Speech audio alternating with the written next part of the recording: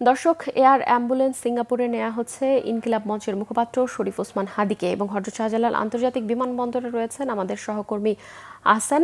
সরাসরি যাচ্ছি তার কাছে। আহসান, ওসমান হাদিকে সিঙ্গাপুরে নেওয়ার সর্বশেষ কি তথ্য আছে আপনার কাছে, আমাদেরকে বিস্তারিত জানাবেন। আহসান, ওসমান হাদিকে সিঙ্গাপুরে নেওয়ার সর্বশেশ কি তথ্য আছে?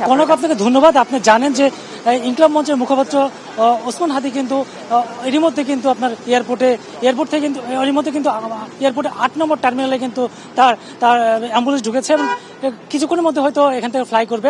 আমরা যদি ইভার কেয়ারে আমরা যদি শুরু করি, ইভার কেয়ারে কিন্তু 1:15 মিনিটে কিন্তু সে অ্যাম্বুলেন্সটা আসে। অ্যাম্বুলেন্স এসে ঠিক 1:30টার দিকে কিন্তু অ্যাম্বুলেন্সটা 8 নম্বর টার্মিনালে ঢুকে গেছে।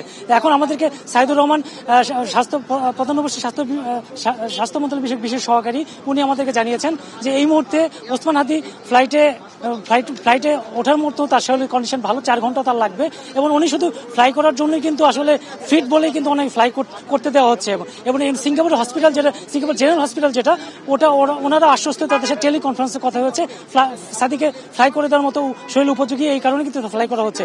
তো মানে সাইদুর রহমান আমাদেরকে আশ্বস্ত করেছেন তো ওনার শরীরের কন্ডিশন বেশ ভালো মানে আশঙ্কাজনক, কিন্তু ফ্লাই করার মতো উপযোগী। তো আপনি জানেন কনক যে ওসমান হাদিকে বিদেশে পাঠানোর চিকিৎসার জন্য কিন্তু সরকারের পক্ষ থেকে গত 2 দিন থেকে চেষ্টা করা হচ্ছিল এবং তারা সিঙ্গাপুরে তারা যোগাযোগ করেছেন। সিঙ্গাপুর যে হসপিটাল সেখানে কিন্তু তার চিকিৎসার সমস্ত ব্যবস্থা সরকার করেছে।